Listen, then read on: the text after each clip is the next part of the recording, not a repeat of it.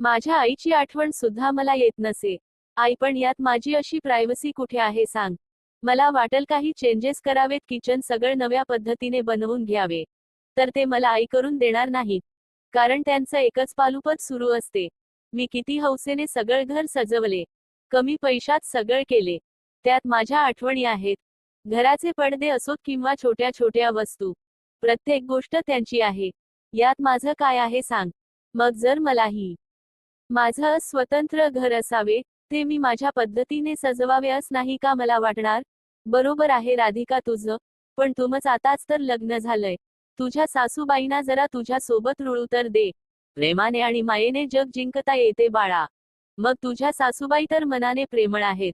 तू हळूहळू त्या घरात बदल कर. तू त्यांना आजच्या मॉडर्न वस्तूंचे महत्त्व समजून सांग. त्या कितपत उपयुक्त आहेत हे पटवून दे. मग त्याही नवीन बदल करायला तयार होतील. आमच्या वेळी इतका पैसा आणि सोयीही नव्हत्या, पण तरीही आम्ही आनंदाने संसार केला. घरात खूप माणस, त्यात तुझ्या बाबा सोबत दिवसभर बोलायला सुद्धा मला मिळत नसे. पण रात्रीची वाट पाहण्यात ही एक सुख होत. रात्री आमच्या गप्पा चालत असत.